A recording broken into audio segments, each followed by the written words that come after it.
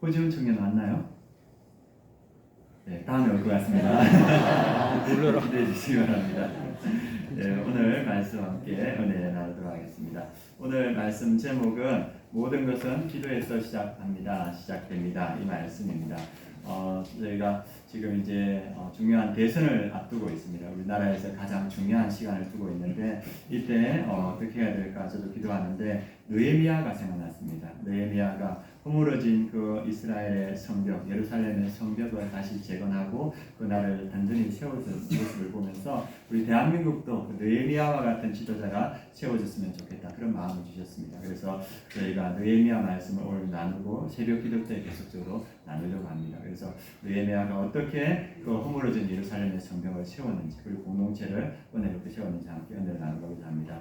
제가 청년 때 이제 신앙을 가지게 되었고 또 신앙의 성장을 하려고 이렇게 많이 애를 썼는데 그때 발견한 책이 성경의 맥 이런 책이 있었습니다. 그게 문봉주라는 그 유명한 분이 원래는 외교관이었는데 은혜 받고 이렇게 목회자가 되셨는데 그분이 쓴 책이었고 또 하나 책이 김하중 대사 하늘의 대사 아십니까? 예, 많이 보셨죠, 그죠? 저희 청년 때 이렇게 하는데 저기 이제 화면에 나오죠. 문봉주 대사, 그래서 여러 뉴질랜드 대사, 미국 대사 이렇게 하시고 나중에 은퇴하셔서 일본의 목사님으로 오늘의 교회 목사님으로 가셨던 분이 문봉주 대사였고 또 하나님의 대사 이분 김하중 대사도 이렇게 중국에서 한 6년 5개월 정도 가장 길게 주중 대사를 하셨고 저분이 중국에 있으면서 한 탈북민 1000명을 한국으로 보냈습니다. 그래서 그런 사역을 많이 하셨고 그리고 또 통일부 장관도 하시고 또 여러 가지 직책들을 거치면서 우리나라에 큰 기여를 하신 분입니다. 그래서 저는 따로따로 봤는데 두 분이 서로 아시더라고요. 2001년도인가 이렇게 해서 그 문봉주 우리 대사였죠. 그때 대사가 김하중 대사와 한국에서 식사를 하면서 문봉주 대사가 김하중 대사에게 한 분을 소개시켜 줬습니다. 그분이 박정미 외교관의 부인이 있는데 그분하고 한번 전화 통화를 해보십시오 하면서 김하중 대사에게 소개를 했답니다. 그래서 김하중 대사가 아니 모르는 여자한테 자기가 소개하기 좀 연락하기 그러니까 자기 아내한테 전화번호를 주고 아내 보고 박정미 그분에게 한번 전화해봐라 했는데 아내가 전화하고 나서 그분하고 통화하고 나서 큰 은혜를 받았다. 당신도 한번 전화해보라. 이렇게 해서 김하중 대사가 박정미 그 외교관 부인에게 전화를 했습니다. 근데 그분에게 은사가 있었는데 전화를 받으면서 이렇게 김하중 대사에게 이렇게 물었습니다. 집사님 집안에 혹시 순교자가 계신가요? 이렇게 묻더라고요.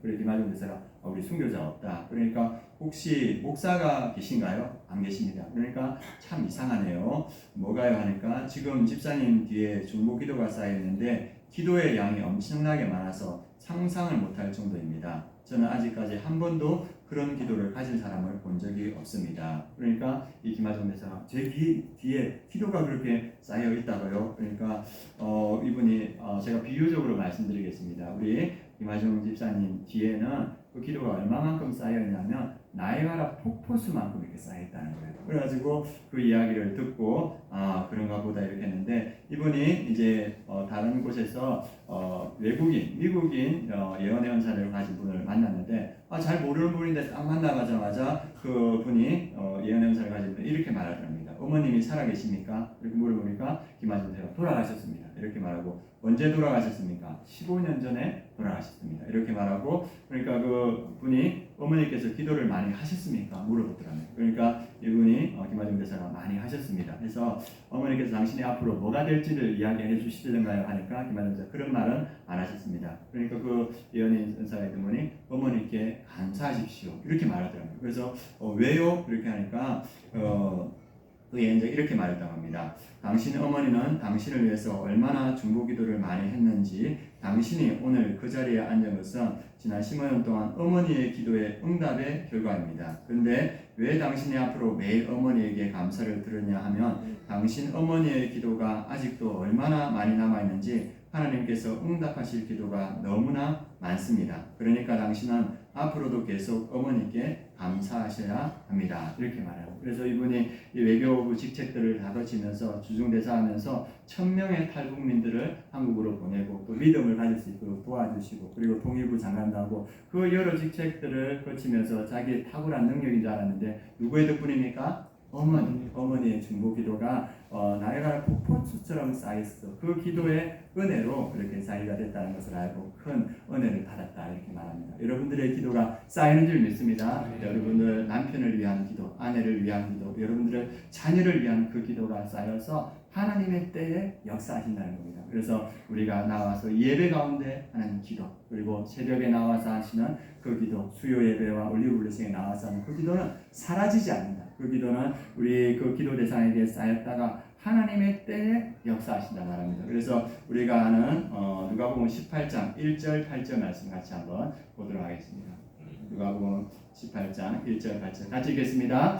예수께서 그들에게 항상 기도하고 낙심하지 말아야 할 것을 비유로 말씀하여 내가 너희에게 이르노니 속히 그 원한을 풀어주시리라. 그러나 인자가 올 때 세상에서 믿음을 보겠냐 하시니라. 아멘. 예수님께서 이 땅에서 제자들에게 가르칠 때 제자들에게 뭐냐면 제자들아 항상 기도하고 낙심하지 마라. 하나님께서 뭡니까? 속히라는 것은 하나님의 정하신 때 신속하고 확실하게 응답하신다. 그러니까 낙심하지 말고 기도하라 이렇게 말하고 있습니다. 여러분들이 아마 기도의 제목을 가지고 계속 기도할 건데 그 기도가 쌓이고 하나님의 때 응답받을 줄 믿습니다. 그래서 기도는 실패가 없다. 그래서 제가 근래 오면서 이 드라마를 보니까 재밌는 드라마가 나왔습니다. 혹시 아십니까?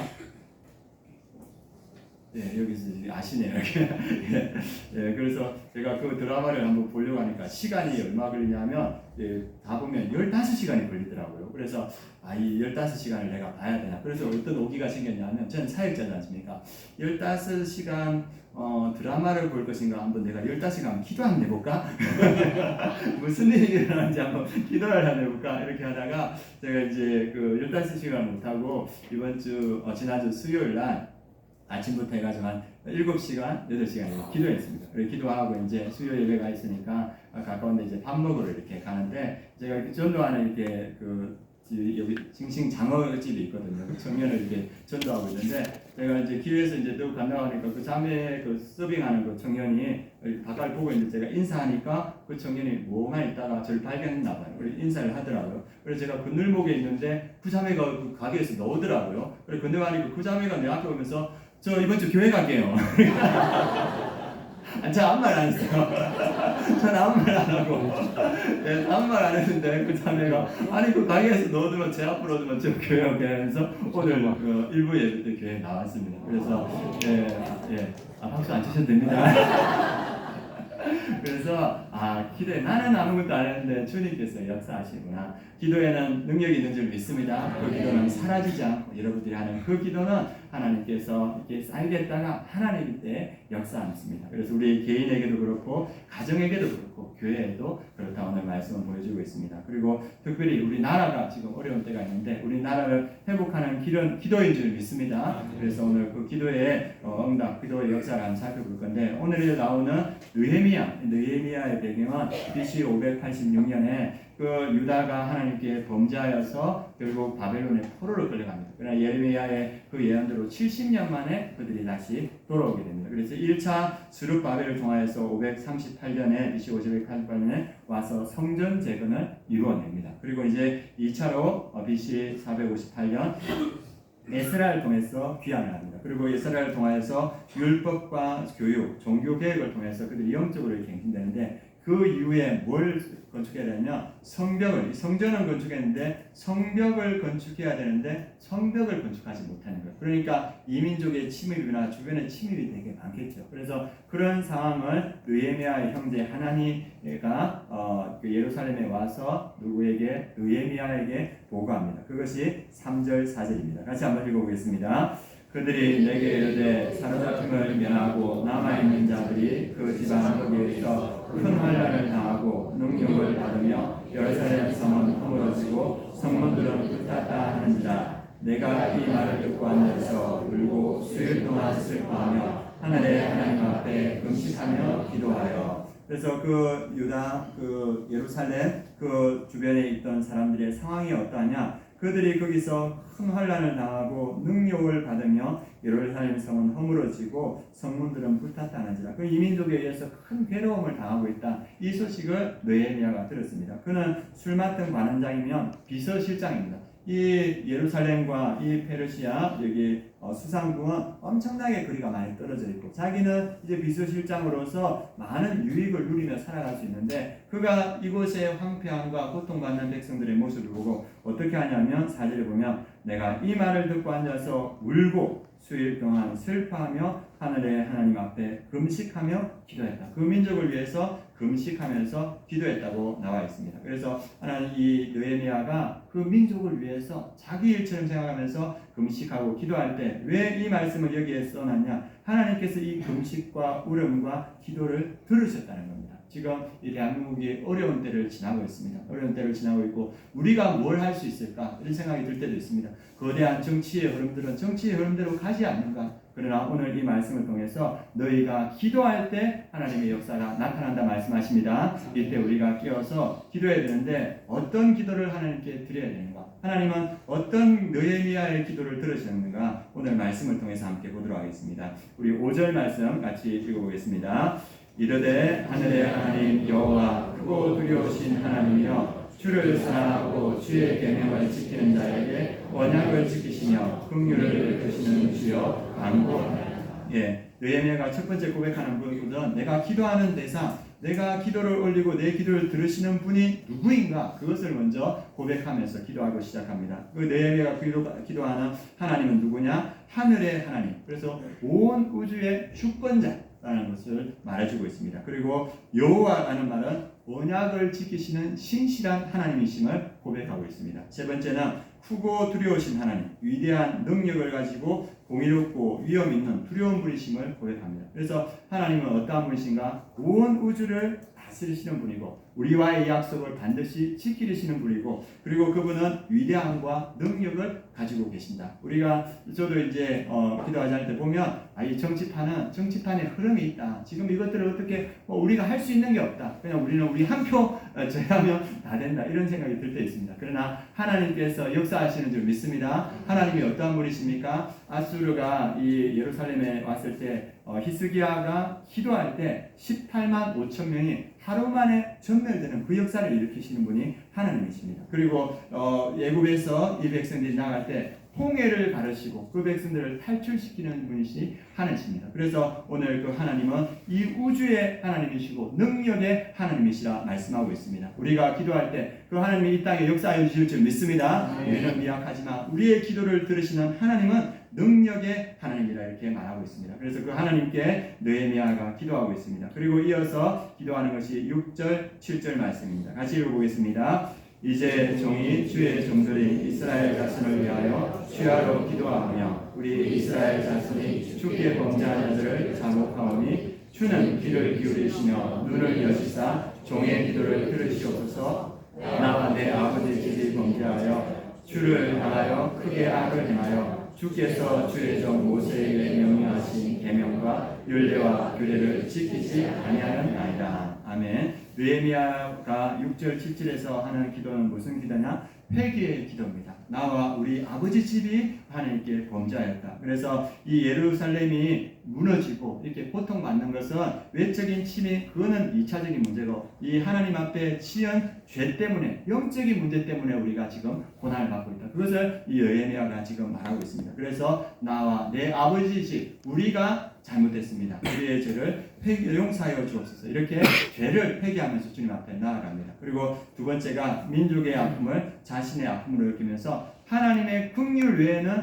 여기서 회복할 길이 없다. 그래서 자기의 아픔으로 느끼면서 하나님 앞에 나아가고 있습니다. 그리고 느헤미야는 성벽 재건이라는 사명을 감당하기 전에 먼저 영적 회복을 구합니다. 바로 가서 성벽을 재건하지 않고 하나님께 회개하면서 하나님과의 관계를 회복시키고 영적 회복을 이루어내고 그 다음에 하나님 성전 건축을 이루어갑니다. 그래서 우리가 지금 이 대한민국이 어려울 때 무엇부터 회복돼야 됩니까? 영적인 회복이 먼저 일어나야 됩니다. 우리의 죄를 회개하고 주님 앞에 나아가서 하나님과 우리 사이를 가리고 있는 죄가 사라졌을 때 하나님께서 그 가운데 역사해 주실 줄 믿습니다. 우리에게 어떤 죄가 있습니까? 우리 한국 교회가 또 한국 사회가 어떤 죄가 있냐면, 제가 생각할 때 하나님의 뜻보다 세상의 가치를 너무 사랑하는 그러한 우리의 연약함이 있습니다. 그래서 교회나 세상이나 세속화하고 또 타락해서 이 사람들이 좋아하는 것이 뭡니까? 돈과 권력과 명예. 그래서 교회들이 점점 힘을 잃어가고 또 세상의 질시의 대상이 되고 있습니다. 그래서 우리가 하나님보다 돈과 권력과 명예를 사랑했던 것, 그것을 회개해야 될 줄 믿습니다. 우리가 하나님보다 사랑했던 것 내려놓고 다시 하나님을 붙들게 하여 주옵소서. 기도해 주시기 바랍니다. 그리고 우리나라 상황이 지금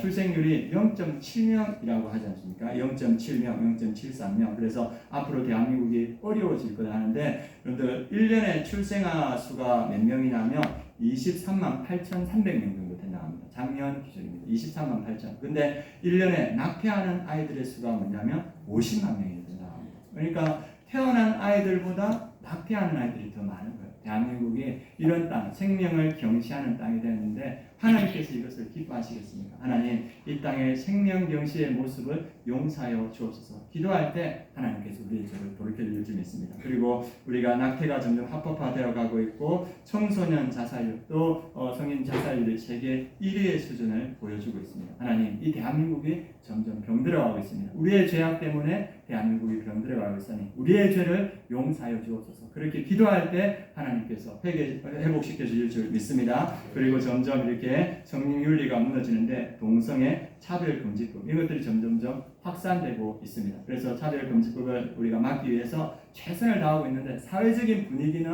그것들을 점점 수용하는 분위기로 가고 있습니다. 그래서 학교에서 아이들이 보건 시간에 뭘 배우냐면 성인지 감수성이라는 걸 배웁니다. 그래서 남성과 여성이 아니고 다양한 성이 있다, 다양한 성들을 인정해야 된다, 이런 것들을 애들이 배우는 거예요. 그래서 동성애가 죄라고 아시는 분들이 이야기하면 그 잘못된 거 아니에요? 애들이 그렇게 말합니다. 그리고 그 예전에 설교를 들어보니까 연세대학교에 의대 학생 한 명이 교회를 잘 다니는 아이인데, 이 아이가 반에서 토론이 일어나는데 동성애는 죄다, 이거는 바람직하지 않다 했는데 그 반 모든 아이들이 공격받았다고 합니다. 그래서 대학에서는 이 동성애가 지성의 어떤 포용력 같이 이렇게 느껴지는 그러한 세상이 왔습니다. 그래서 우리가 성윤리가 붕괴된 것들을 회개할 때 하나님께서 이 땅에 새로움을 다해 주실 줄 믿습니다. 그리고 우리가 걱정하는 건 뭐냐면 정치적 분열과 이념의 우상화. 이 대한민국으로 딱 둘로 이렇게 나눠져 있지 않습니까? 그래서 둘로 나눠서 끊임없이 분쟁하고 끊임없이 싸우고, 국민을 위한 정치가 아니라 정당을 위한 정치가 되어버려서 국민들은 점점 어렵고 정치인들도 첨예하게 대립하는 이런 모습 보고 있습니다. 그래서 주님, 우리의 정치적 분열과 이념의 우상화를 주님 용서해 주옵소서 할 때 주님께서 이 땅을 회개시켜 줄 줄 믿습니다. 그래서 이 땅이 회복될 때 우리가 주의 사명을 잘 감당할 수 있는 그런 땅이 됩니다. 그래서 개인과 교회, 사회 전체가 하나님 앞에 무릎 꿇고 회개할 때 하나님께서 이 땅을 다시 회복시켜 주실 겁니다. 그리고 느헤미야가 하나님께 기도할 때 무엇을 붙들고 기도했냐면 하나님의 약속을 붙들고 기도했습니다. 우리 8절 9절 말씀 같이 한번 읽어보겠습니다. 옛적에 주께서 주의 종 모세에게 명령하여 이르시되 만일 너희가 범죄하면 내가 너희를 여러 나라 가운데 흩을 것이요 만일 내게로 들어와 내 계명을 지켜 행하면 너희 쫓긴 자가 하늘 끝에 있을지라도 내가 거기로부터 그들을 모아 내 이름을 드리고 택한 곳에 돌아오게 하리라 하신 말씀을 이제 생각하는데 기억하옵소서. 그래서 느헤미야가 자기가 요구하는 것이 아니라 하나님, 우리가 범죄하면 하나님께서 우리 민족을 다 흩으신다 하셨습니다. 그렇게 됐습니다. 이제 우리가 다시 하나님의 율법으로 돌아갑니다. 그러니 하나님, 우리 백성들을 다 모아 주옵소서. 민수기 신명기 30장 말씀의 그 약속을 붙들고 기도할 때 하나님께서 이 기도를 들으셨습니다. 이 대한민국 혼란스러울 때 우리가 어떤 말씀을 붙들고 기도해야 되는가? 오늘 찬양에도 나왔던 말씀인데 우리 역대하 7장 14절 말씀 같이 한번 보도록 하겠습니다. 같이 읽겠습니다.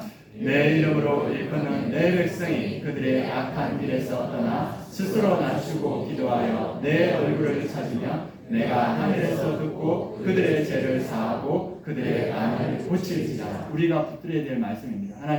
하나님의 이름으로 일컫는 하나님의 백성이 우리가 악한 것들을 버리고 그 길에서 떠나서 스스로 낮추고 겸손하여서 하나님의 얼굴을 찾으면 하나님께서 듣고 우리의 죄를 사하시고 우리의 땅을 고친다 하셨습니다. 하나님, 우리가 회개하고 주님께로 돌이키고 하나님의 얼굴을 구하오니 하나님 우리 죄를 용서하여 주시고 이 땅을 고쳐 주옵소서. 이렇게 기도할 때 하나님께서 우리의 기도를 들으실 줄 믿습니다. 예, 우리의 기도가 하나님께 상달된다고 성경은 우리에게 말해주고 있습니다. 그래서 이 약속의 말씀을 붙들고 느헤미야도 기도했고 하나님의 응답을 받았고 이 대한민국의 믿음의 백성들도 이 말씀 붙들고 기도하면 하나님께서 역사하여 주실 줄 믿습니다. 그리고 느헤미야가 기도했던 세 번째는 회복의 정당성을 강조했습니다. 우리 10절 말씀 같이 한번 읽어보겠습니다.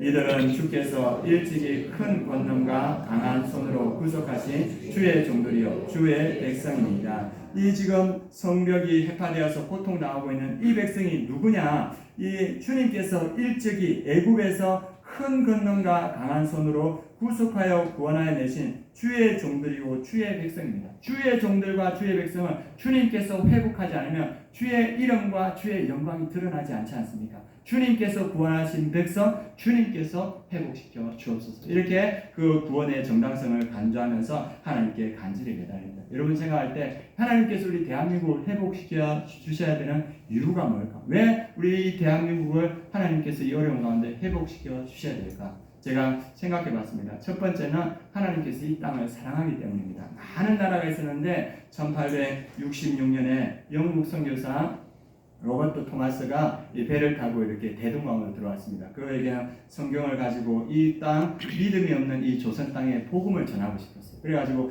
그 배를 타고 대동강에 도착했는데 바로 그 배는 불타서 없어지고 그가 그 대동강 백사장에 앉았을 때, 내렸을 때 그 한국 군인들에 의해서 참수가 됐어요. 그래서 그 대동강 그 강변에 그의 피가 뿌려졌습니다. 그래서 최초의 순교자였습니다. 그런데 그 최초의 순교사 토마스 선교사 이후에 1884년 알렌 선교사가 와서 이 땅의 제중원 세브란스 병원에 전신을 채웠습니다. 그리고 이어서 1885년 언더우드 선교사, 아펜젤러 선교사, 수많은 선교사가 왔습니다. 죽어도 하나님께서는 보내시고 그러면서 이 땅에 수많은 선교사가 왔는데 우리가 잘 아는 양화진에 145명의 선교사의 묘지가 있습니다. 그 먼 곳에 있던 사람들이 하나님의 부르심을 받고 이 땅에 와서 선교하다 이 땅에서 생을 마감하고 그들만 생을 마감한 것이 아니고 그들의 자손과 그들의 아기까지 이 땅에서 생을 마감하고 복음을 전하다가 지금 양화진에 묻혀 있습니다.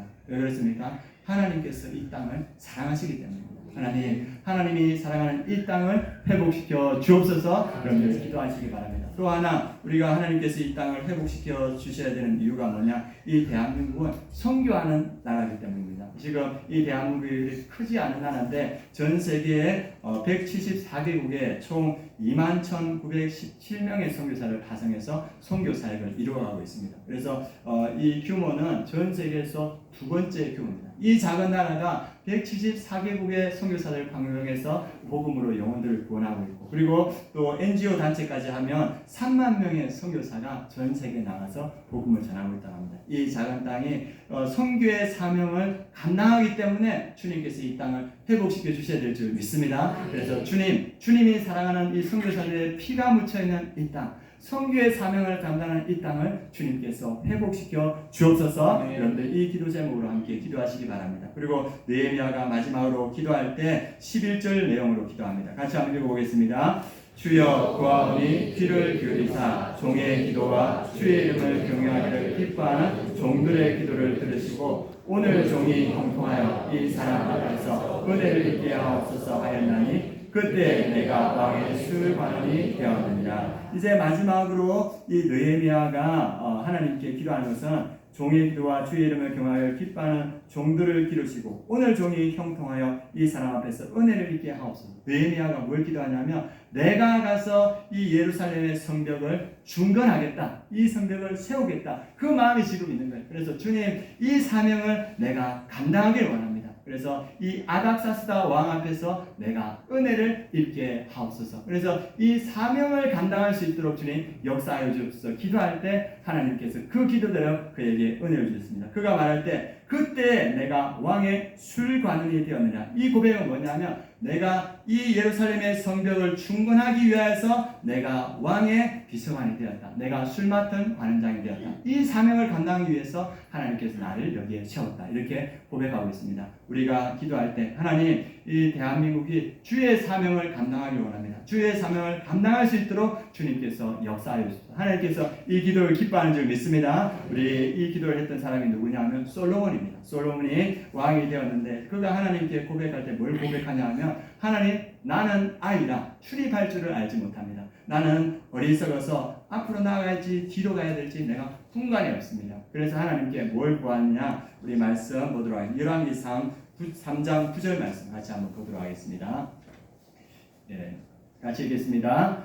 누가 주의 이 많은 백성을 재판할 수 있사오리까? 듣는 마음을 종에게 주사 주의 백성을 재판하여 선악을 분별하게 하옵소서. 이 솔로몬이 고백하는 건 하나님의 이 많은 수많은 백성을 내가 재판할 수 없습니다. 이 사명을 내가 감당할 수 있습니다. 그러니까 이 종에게 듣는 마음을 주사 백성을 재판하여 선악을 분별하게 하옵소서. 주의 사명, 이 왕의 사명을 감당케 하여 주옵소서. 솔로몬이 그 기도를 하는 겁니다. 그러니까 하나님께서 말씀하십니다. 10절에서 12절 말씀 같이 읽어보겠습니다. 솔로몬이 이것을 구하매 그 말씀이 주의 마음에 든지라. 이에 하나님이 그에게 이르시되 내가 이것을 구하도다. 자기를 위하여 장수하기를 구하지 아니하며 부도 구하지 아니하며 자기 원수의 생명을 구하기로 구하지 아니하고 오직 송사를 듣고 분별하는 지혜를 구하였으니 내가 내 말대로 하여 내게 지혜롭고 총명한 마음을 주느니 내 앞에도 너와 같은 자가 없었거니와 내 뒤에도 너와 같은 자가 일어남이 없으리라. 아멘. 하나님께서 솔로몬이 이것을 구하며 그 말씀이 주의 마음에 든지라. 하나님, 내가 주의 사명, 이 백성을 다스리는 사명을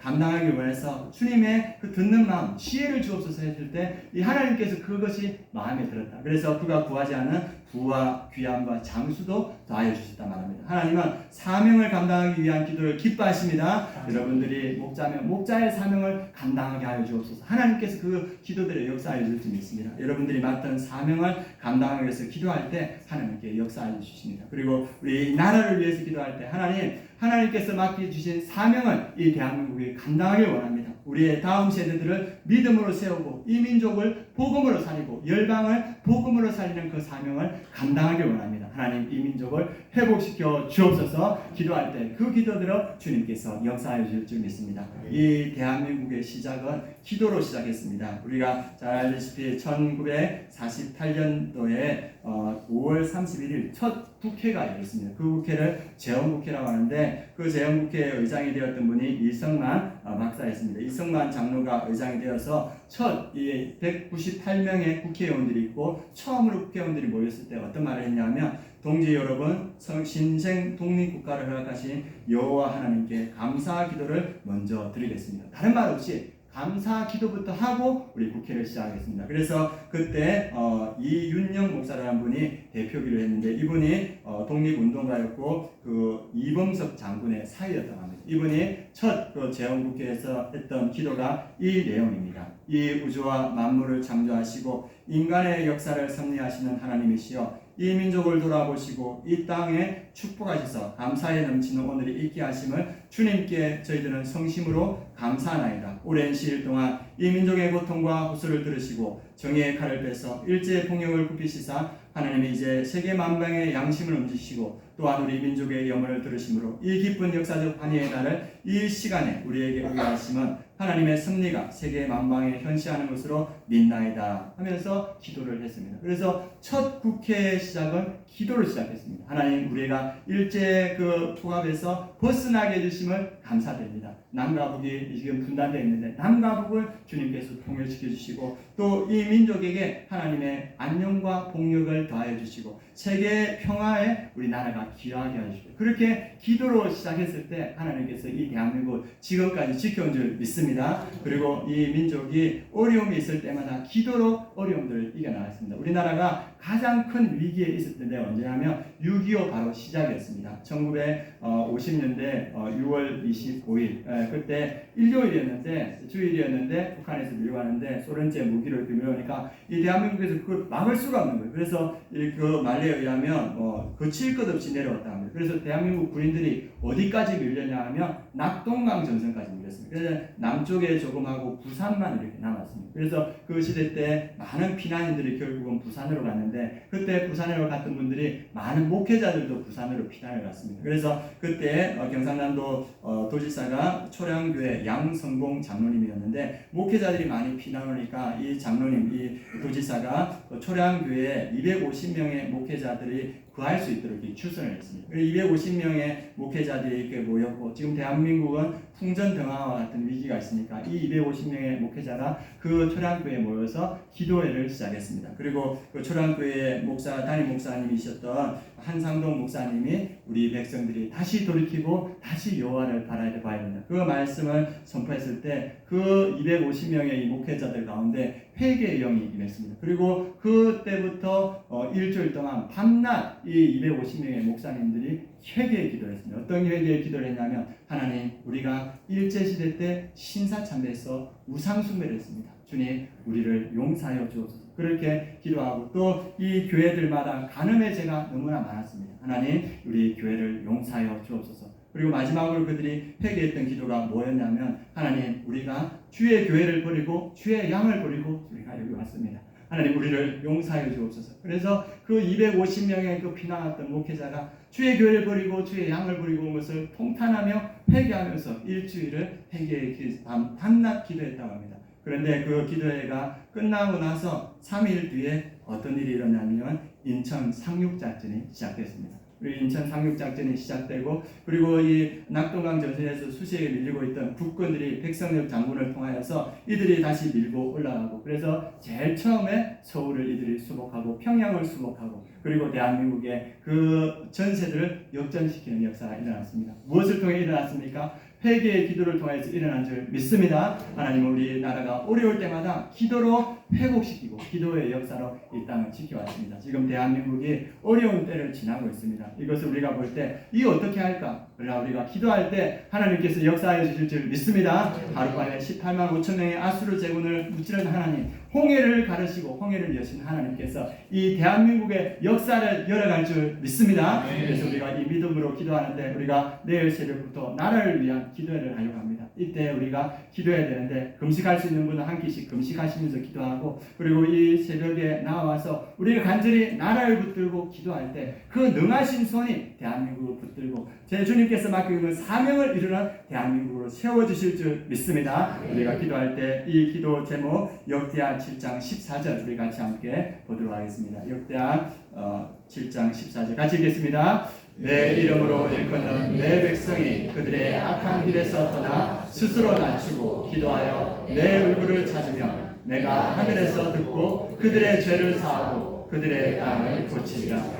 하나님 우리가 악한 길에서 떠나기를 원합니다. 우리의 죄를 용서하여 주시고 우리가 하나님의 도움을 구합니다. 하나님 이 우리의 기도를 들으시고 우리의 죄를 용서하시고 우리의 땅을 고쳐 주옵소서. 기도할 때 하나님께서 역사하여 주실 줄 믿습니다. 이 시간 기도하겠습니다. 하나님 우리의 죄를 용서하여 주시옵소서. 하나님 우리가 그 죄악 가운데 이때까지 살았고 한국교회가 하나님의 그 사명을 감당하지 못했습니다. 우리의 죄를 용서하여 주시고 이 땅에 주의 사명을 감당하는 그러한 땅으로 회복되게 하시고 이 땅에 하나님께서 쓰시는 그러한 지도자가 세워지게 하여 주시옵소서. 시간 합심해서 함께 기도하시겠습니다. 하나님 아버지 시간 우리가 합심하여 주님 앞에 나아갑니다. 우리의 죄를 회개합니다. 하나님 아버지 우리가 하나님보다 세상을 더 사랑하고 세상에 하나님 아버지 돈과 쾌락과 즐거움을 사랑하며 하나님 아버지 그렇게 살았던 우리의 모습을 주님 회개합니다. 하나님 아버지 대한민국의 회개의 영을 부어주시옵소서. 하나님 우리가 통회하고 자복하고 해야 되는 느헤미야처럼 울며 금식하며 기도하는 이 대한민국의 한국교회 되게 하시고 우리 성도들이 될 수 있도록 주님 역사하여 주시옵소서. 우리의 죄를 용서하여 주시고 하나님 이 땅이 회복되게 하여 주시옵소서. 이 땅이 고쳐지게 하여 주시옵소서. 그래 하나님 아버지 열방의 선교사들을 보내며 이 민족을 복음으로 회복하며 우리 다음 세대를 믿음으로 세워가는 우리 하나님 한국교회 되가시고 한국이 될 수 있도록 주님 역사하여 주시옵소서. 이 중요한 때 우리가 깨어서 기도하기를 원합니다. 하나님 아버지 이 땅을 회복시켜 주시옵소서. 우리 한국교회 성도들을 회복시켜 주시고 목회자들을 회복시켜 주시고 교회를 회복시켜 주셔서 이 땅이 회복되는 영광이 나타나게 하여 주시옵소서. 주의 놀라운 역사가 이 대목교회가 나타날 수 있도록 주님께서 역사하시고 주님께서 인도하여 주시옵소서.